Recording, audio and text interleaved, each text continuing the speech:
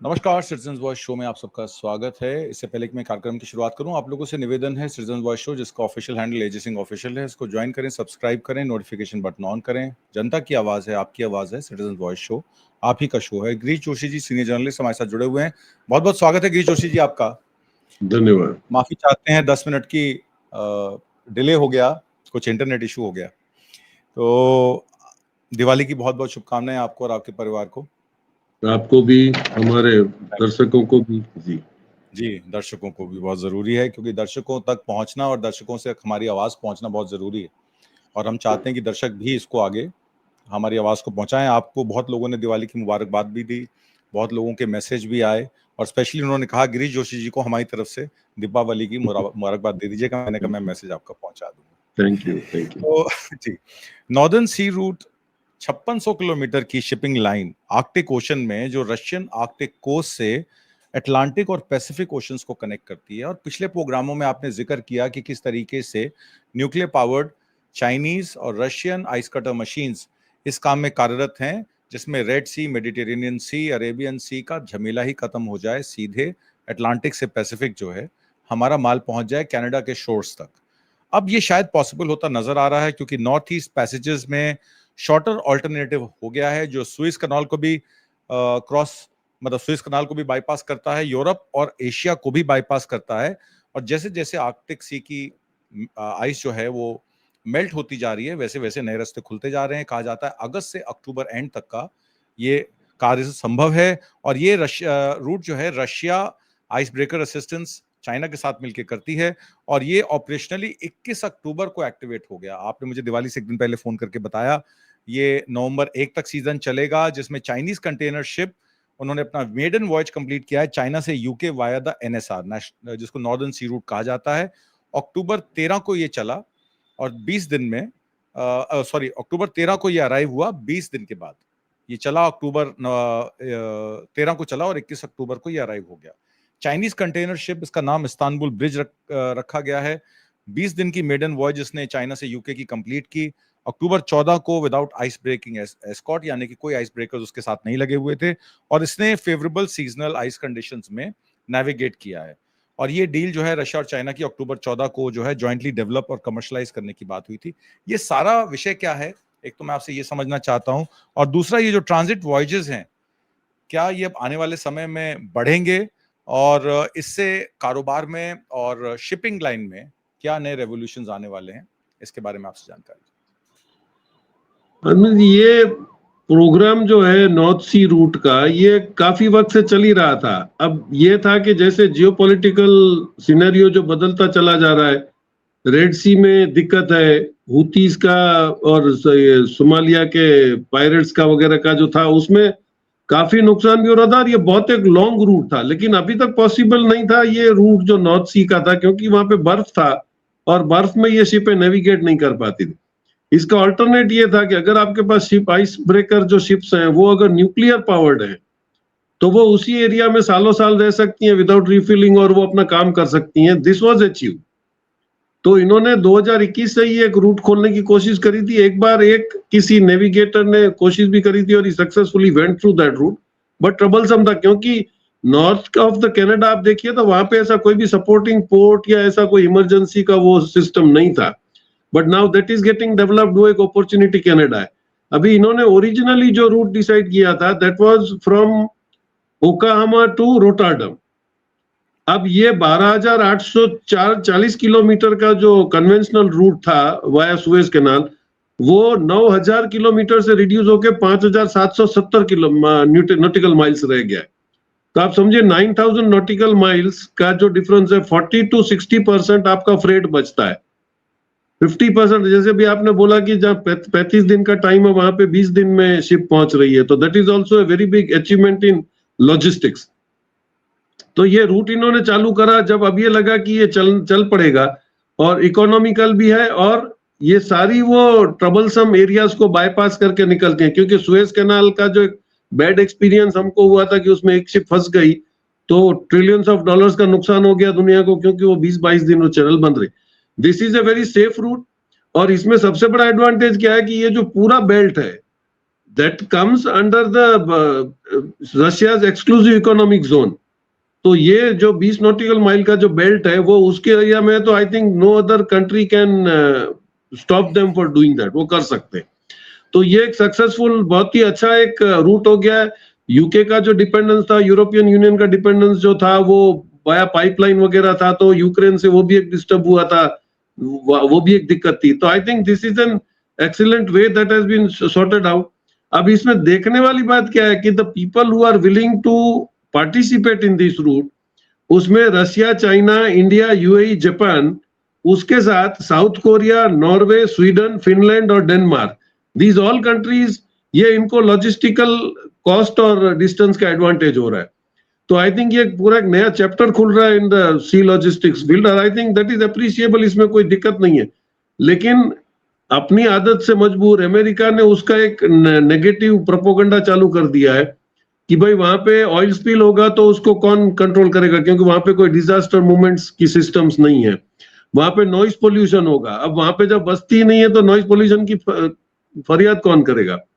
और दूसरा जो उन्होंने बोला कि ब्लैक कार्बन का जो स्मोक निकलेगा, जिसको ये सूट बोलते हैं, बोले उसके वजह से एंटार्क्टिका में दिक्कत होगी, वहां पे पोल्यूशन होगा। तो दे हैव स्टार्टेड, उनको पता है पोटेंशियल क्या है, तो उसको और एक उन्होंने बता दिया कि भाई इंटरनेशनल मैरीटाइम ऑर्गेनाइजेशन का रशिया तो पार्ट नहीं है, तो वहां पे गोस्ट शिप्स चलेंगी।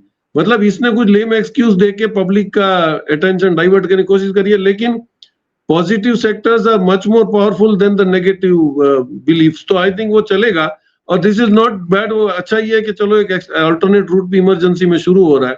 तो I think they have got lot of support from the world also, और वो उन्होंने प्रैक्टिकली करके दिखा दिया अभी। I think this can be a very good opening for the global logistics world. जी, मैंने इसका मैप भी लगाया है, ये 2019 का मैप है जो नॉर्दर्न सी रूट को डिफाइन करता है।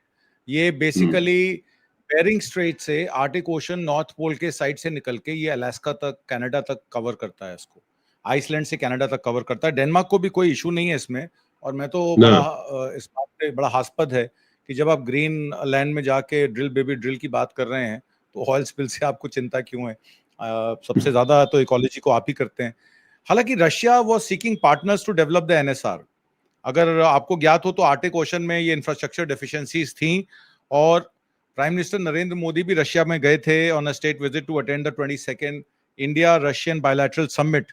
ये 2024 में हुई थी 8-9 जुलाई को, और उस समय भी भारत ने मेमोरेंडम ऑफ अंडरस्टैंडिंग किया था जिसमें इंडिया को भी शामिल किया गया था, और कहा गया था कि India US cooperation in trade, economic and investment affairs, Russian far east for the period 2024 to 2029।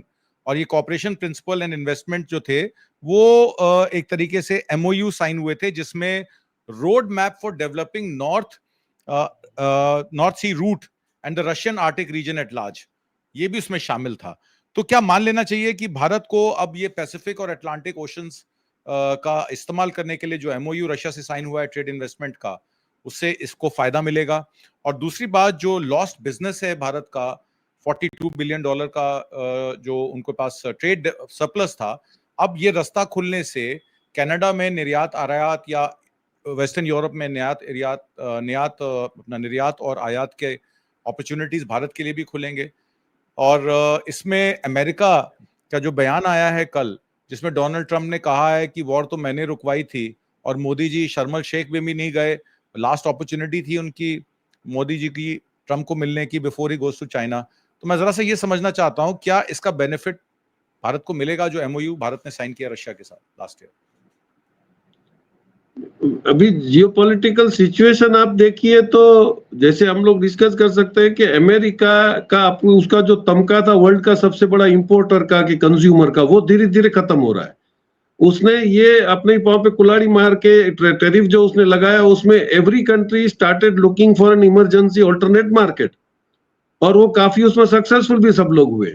और कंज्यूमर मार्केट्स अगर आप देखिए तो you just put aside Russia, sorry America, China, India and Africa, ये वर्ल्ड की 60% पॉपुलेशन यहाँ पे जो सबसे बड़े कंज्यूमर है। ये दिक्कत थी कि जब तक वो कॉलोनी थी उनके पास परचेजिंग पावर नहीं था। अफ्रीका में जब तक एक्सप्लॉइटेशन था उनके पास परचेजिंग पावर नहीं था। अभी ये टोटल 1 करोड़ 40 लाख की 3 countries, they have got a very good purchasing power also. तो अल्टीमेटली यूरोप को इधर दौड़ के आना पड़ेगा, हमको कहीं जाने की जरूरत है ही नहीं। That very intelligently European Union is now realizing. ये इंग्लैंड से यहाँ आके वो, नहीं तो इंग्लैंड का तो एक स्वभाव है कि वो तुमको बुला के वहां पे एग्रीमेंट करवाएगा, स्ट्रीमर को यहाँ आके आपको 100 आदमियों का डेलीगेशन लाके ये बताना था कि भाई आप भी इंपॉर्टेंट हो, हम लोग भी फ्यूचर में यहाँ पे इन्वेस्टमेंट करेंगे, क्योंकि वो जियो पॉलिटिकल शिफ्ट देख रहे हैं। डॉलर का डोमिनेंस कैसे धीरे धीरे खत्म हो रहा है, कैसे कम हो रहा है, और ऑल्टरनेट नहीं था तो जो ऑल्टरनेट दूसरे पैदा हो गए। तो अभी आप देखिए कि सी डोमिनेशन में भी आपके ऑटोमेटिक रेट्स कम होना शुरू हो जाएंगे, क्योंकि सुएज कैनाल का भी ऑल्टरनेट खड़ा हो गया है। वो दोनों भी अगर फेल होते हैं तो बीआरआई खड़ा हुआ है, वो belt and road initiative is also an third option. तो when there are many more options the monopoly goes, तो मोनोपोली चली गई तो ऑटोमेटिक रेट्स हैं वो मार्केट डिसाइडिंग फैक्टर हो जाएगा। तो I think this is not bad, लेकिन ये रशिया के साथ आपको अभी कोई और चारा है नहीं, क्योंकि अभी भी आपका कंज्यूमर मार्केट, अगर यूरोपियन यूनियन और कनाडा से आपके कोई रिलेशंस खराब नहीं है। यूरोपियन यूनियन को पता है कि अगर कल सैंक्शंस रशिया पे लगे हुए हैं, वहां से माल नहीं लेते हैं तो उनको कोई दिक्कत नहीं है अगर मेड इन इंडिया से माल जाता है, मेड इन कोरिया से जाता है, तो ये अरेंजमेंट तो चलेगा। और फिर ये तो आंख बंद करके दूध पीने वाली बात है कि कितने अमेरिकन इन्वेस्टमेंट्स आज भी चाइना में ऑपरेशनल है, वो कुछ नहीं बोल रहे हैं। आपका वॉलमार्ट वहां पे है, आपका टेस्ला वहां पे है, major of the companies are working there. आपका 95% जो रेयर अर्थ मैग्नेट्स हैं वो तो रशिया ही बना, आप चाइना ही बना के आपको पूरी दुनिया को दे रहा है। तो आपके पास निगोशिएशन पॉइंट्स नहीं है, लेकिन क्योंकि आपका जो वो सुपर पावर का जो तमका है वो आप जाने देना नहीं चाहते हो, तो अभी भी आप यहाँ वहां हाथ पांव मार रहे हो, क्योंकि आपका जितना भी पहले जो सेइंग था उसका कोई अभी इंप्रेशन तो नहीं रहा। आपसे यूक्रेन नहीं रुका, आपसे हमास नहीं रुक पा रहा है, अभी आप सीज फायर करा 24 घंटे के बाद फिर अटैक हो रहे हैं। आपने अफगानिस्तान और उसमें बीच में भी आपको कतर को डालना पड़ा। आप अगर इतने पावरफुल होते तो आप अफगानिस्तान पाकिस्तान की वॉर रुकवा देते, हो नहीं पा रहा है। तो सिचुएशन इज चेंजिंग और इसमें nothing is bad, we have to go through the BRICS. और अगले 2026 में we are going to host the president under our presidency the BRICS meeting, और उसमें काफी मेजर डिसीजंस आने, क्योंकि आपकी करेंसी अभी लिटरली वो हो गई है, एक्सचेंज कर रहे हैं। ब्रिक्स पे का एक सिस्टम जो लोग लॉन्च कर रहे हैं 26 में, जो 2030 तक आपका आ जाएगा।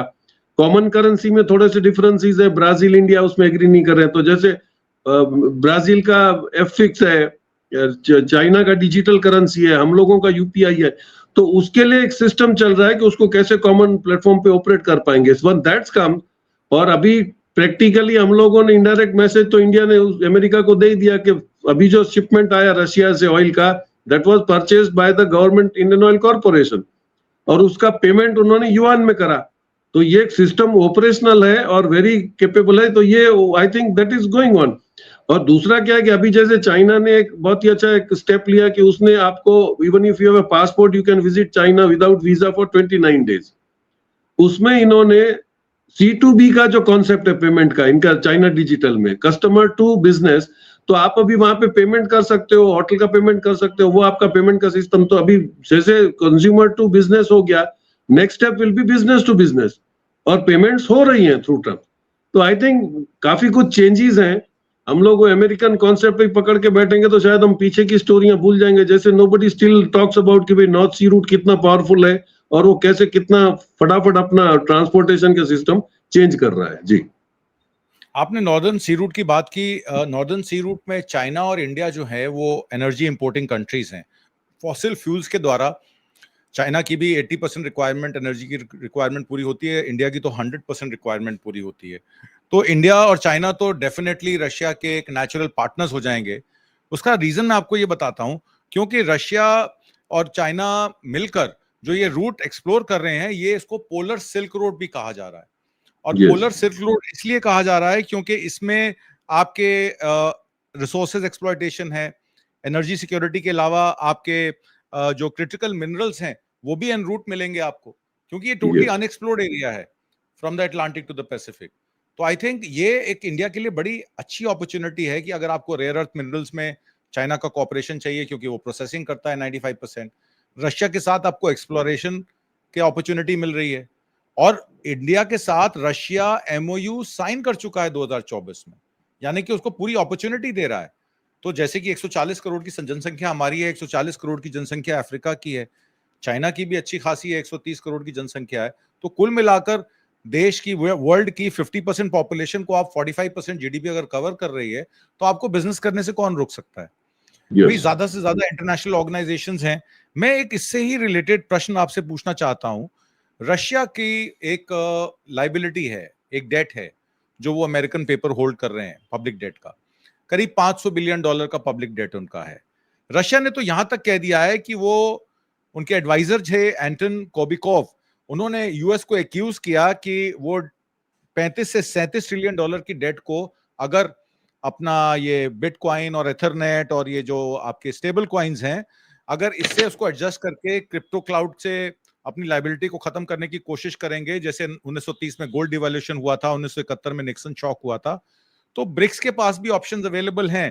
Brazil, Russia, India, China, south Africa 2024 में ऑलरेडी एक्सपैंड कर चुके हैं। Egypt, Ethiopia, Iran, Saudi Arabia, UAE, Indonesia भी 2025 में ज्वाइन कर रहा है। 45% ऑफ ग्लोबल पॉपुलेशन, जैसे कि हमने कहा 40% ऑफ ग्लोबल जीडीपी। तो डी डॉलराइजेशन करने में रशिया को कितना टाइम लगेगा? अगर मान लीजिए उनकी पब्लिक डेट को अगर इस तरीके से सैंक्शंस के जरिए अमेरिका रोकने की कोशिश करेगा, उनको ऑपरेट नहीं करने देगा, नॉर्दर्न सी रूट में अड़ंगे लगाएगा, तो उनके पास भी तो ऑप्शन है।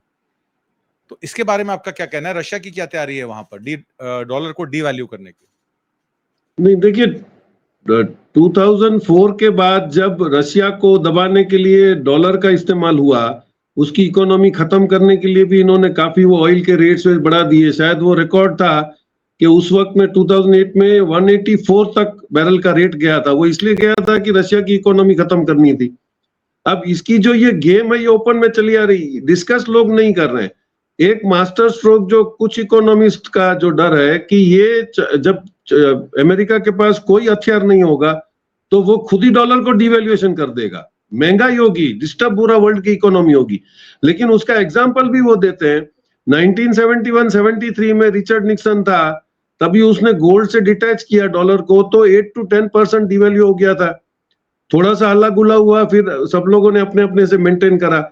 85 to 87 में आप देखिए जब बहुत ही ज्यादा डॉलर के भाव बढ़े थे और प्रेशर आ रहा था आपके G5 कंट्रीज पे, तो न्यूयॉर्क में आपने एक प्लाजा अकॉर्ड साइन किया था। That was between Japan, Germany, France, USA and UK.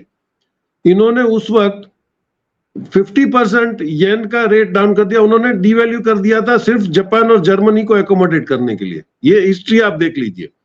तो इसको अगर दूसरी कंट्रीज को जैसे प्रमोट करना है तो वो करेगा। अब यहाँ पे सिनेरियो उल्टा होता चला जा रहा है।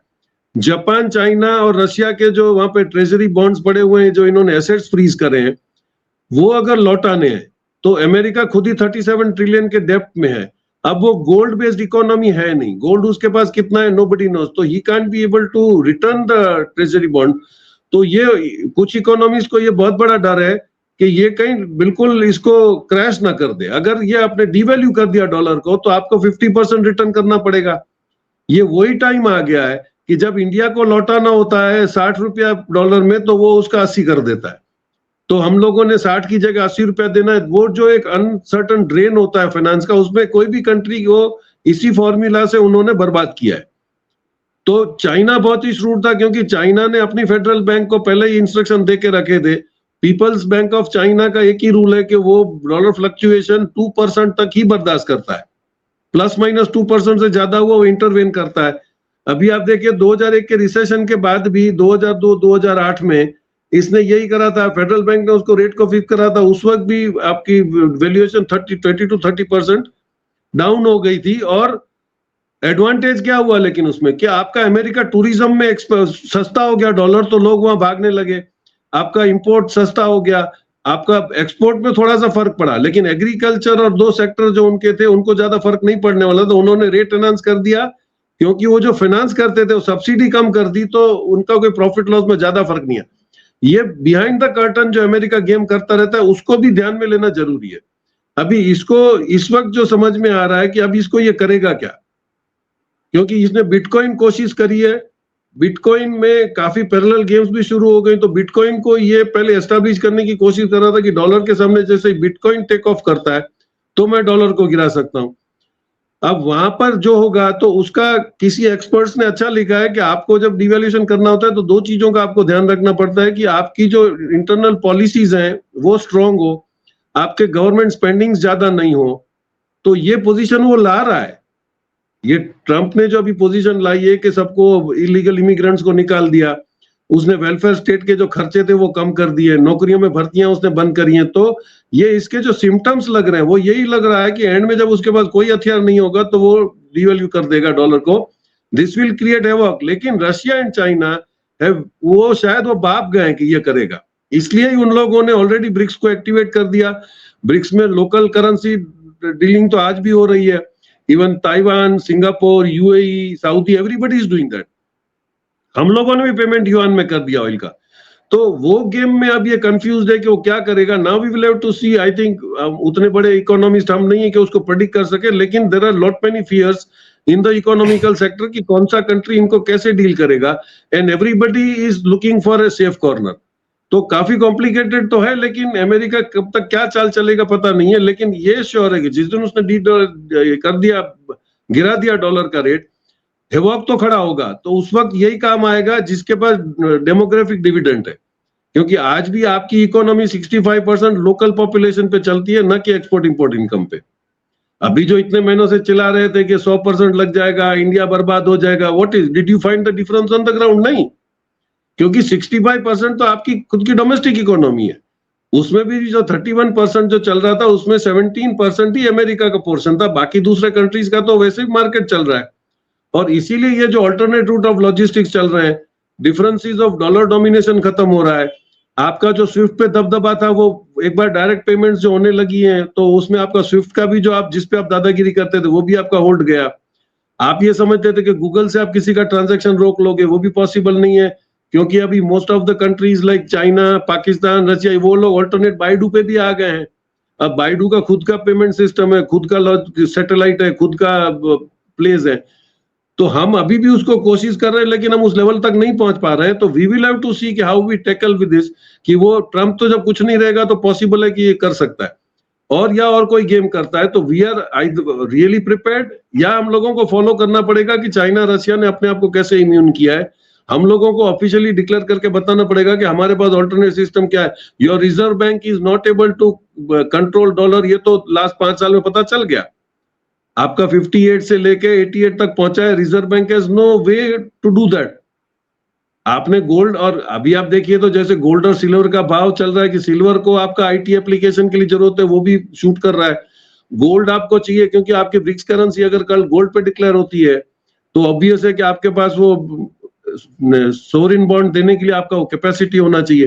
तो everybody is now collecting gold, सब अपना अपना सिस्टम वर्कआउट कर रहे हैं। लेकिन at least for the people of the country, government को फाइनेंशियल एस्पेक्ट तो बताने चाहिए कि अगर ये होगा तो हम लोग इस जगह पे तैयार है। और इट इज डिप्लोरेबल कि भाई कोई अच्छे से जो नॉन गोदी मीडियाज है वो भी इसको समझाने की कोशिश नहीं कर रहे। जी जी। अच्छा, ये आपने जो बात बताई, Russia is the leading as its USD reserves drop from 40% to near zero. तो उन्होंने पहले ही अपने यूएस रिजर्व्स को ड्रॉप कर दिया था, यूएसडी रिजर्व्स को, डॉलर रिजर्व्स को ड्रॉप कर दिया था। न्यू डेवलपमेंट बैंक जो है 2014 से ऑपरेशनल है। ज्यादातर वो फंडिंग करता है प्रोजेक्ट्स की लोकल करेंसीज में। तो आईएमएफ, वर्ल्ड बैंक का एक तरीके से जो यूएसडी लोन्स का एकाधिकार है वो उसने खत्म कर दिया है। 2025 में इंट्रा ब्रिक्स ट्रेड जो है वो $500 बिलियन हिट कर चुका है। 20% ईयर ऑन ईयर उसकी ग्रोथ हो रही है। नॉन यूएसडी सेटलमेंट्स जो हैं वो 10% 2019 में थी, 65% आज की डेट में है। बायलैटरल लोकल करेंसी ट्रेड की बात करें तो रशिया चाइना ट्रेड जो है 95% आपने बताया रूबल्स और युआन में हो रहा है। रशिया इंडिया ट्रेड भी 95% रुपीज और युआन में हो रहा है। रशिया ने इंपोर्ट के ऑप्शंस भी खोल दिए हैं कि अगर हमारे पास रुपया आ रहा है तो जाहिर तौर पे हमको भी कुछ इंपोर्ट करना चाहिए, क्योंकि हम सिर्फ अभी एक्सपोर्ट ऑफ क्रूड कर रहे हैं, चाहे वो नायरा एनर्जी या जो रोजनेट कंपनी है नायरा एनर्जी की, उसके द्वारा कर रहे हैं। पर रुपए तो आ रहे हैं, तो उस रुपए को एडजस्ट करने के लिए उनको इंपोर्ट भी खोलना पड़ेगा। शायद नॉर्दर्न सी रूट के जरिए भारत को अपना पार्टनर बनाने की भी कवायद उन्होंने की है। और इसीलिए एनर्जी डील्स भी जो हैं, जैसे आपने कहा कि अब युआन और रूबल्स में ही हो रही हैं, तो पेट्रो डॉलर तो एक तरीके से लगभग खत्म हो गया। जो आपने इंपॉर्टेंट पॉइंट रेज किया वो ये किया कि ब्रिक्स करेंसी या new development bank was a after effect of dollars dropping because of America debt increasing to $37 trillion. BRICS इसलिए नहीं बनाया गया कि वो डॉलर को खत्म करेगा, क्योंकि डॉलर खत्म हो रहा था, पेट्रो डॉलर की रिक्वायरमेंट खत्म हो रही थी, एनर्जी के रिसोर्सेज और ग्रीन एनर्जी के जो प्रोजेक्ट्स थे वो कहीं ना कहीं पेट्रो डॉलर को अफेक्ट कर रहे थे। इसलिए अपने देश की इकोनॉमी को बचाने के लिए, डुबोनों से बचाने के लिए ब्रिक्स आया। BRICS was an after thought, BRICS was basically a remedy, not a direct fight. पर जिस तरीके से ट्रंप उसको बताते हैं कि ये तो हमारे लिए खतरा पैदा हो गया है, ये हमारे अगेंस्ट जो है वो साजिश रची जा रही है, तो अमेरिकी डॉलर तो अपनी कथनी करनी पे गिरा है ना। उन्होंने वॉर बेस्ड इकोनॉमी चलाई इसलिए वो मार्केट गिर गई, वो कंजम्पशन बेस्ड इकोनॉमी थी इसलिए आज की डेट में वो डूब गई, चाइना प्रोडक्शन बेस्ड थी वो आगे बढ़ रही है। और जैसे कि आपने कहा कि ऑल्टरनेट मार्केट ढूंढना कोई मुश्किल नहीं है। अगर 17% बिजनेस हमारा निर्यात का अमेरिका से था, तो वो बिजनेस साउथ अफ्रीका को चला जाएगा या और अदर कंट्रीज को चला जाएगा। चाइना ने भी तो ऑलरेडी इंफ्रास्ट्रक्चर खड़ा कर ही लिया है, south Africa, middle east, Chabahar port, Gwadar port. Bharat को अब कौन रोक सकता है? आपको लगता है कि ट्रंप से डरना चाहिए? शर्मा शेख नहीं गए, मोदी जी नहीं गए, क्या भारत को अब अपनी नीति और नीति चाइना और रशिया के साथ मिलकर, क्योंकि अब विकल्प तो बचा नहीं है कोई। गिरीश जोशी जी, आखिरी टिप्पणी। ये इंडियन पॉलिटिक्स जो है वो पर्सनल ग्रीवेंस पे नहीं चलेगा। जो कांग्रेस ने करा उससे उल्टा हम करेंगे। उनकी इंटरनेशनल पॉलिसीज तो आपकी सीधी चलनी पड़ेगी। नेहरू ने पूरी दुनिया देखी थी, उस वक्त ब्रिटिश गवर्नमेंट थी, यहाँ पे पूरा एक एनवायरमेंट था, तो दे वेरी वेल न्यू के नॉन अलाइंड में रहना बहुत जरूरी है, क्योंकि वो वर्ल्ड वॉर के से निकल के हम लोगों ने अभी पोजीशंस क्लियर नहीं करी थी, तो आपको नॉन अलाइंड ही रहना था। आप एक तरफ यहाँ से धंधा भी कर रहे हो इजराइल के साथ, आप श्रीलंका से धंधा कर रहे हो, और वो कोई भी प्रपोजल में आपने अपने आप को एफिशिएंट प्रूव नहीं करा। आप तो बिल्कुल बनिए की तरह वहां पे धंधा करने गए थे कि हम आपसे पैसा लेंगे, आपको देंगे कुछ नहीं। चाइना ने उल्टा करा, चाइना ने पहले जाके वहां पे इंफ्रास्ट्रक्चर डेवलपमेंट करा, फिर बोला कि भाई आपसे जो ये यूरोपियन यूनियन एक्सप्लॉइट करते हैं उसमें मैं आपको निकालूंगा, तो हम लोग धंधा करते हैं, आप इस माल में बेचिए। ऐसे करके अफ्रीका से पूरा ही उसने फाइनेंशियल हब निकाल लिया यूरोपियन यूनियन और अमेरिका का। तो दिस इज डिप्लोमेसी। और हम लोगों ने क्या करा, हमने पहले से देखिए तो सबसे पहले मलेशिया ने कमेंट करा था 370 पे, तो हमने उनसे पामोलिन का ऑर्डर बंद कर दिया।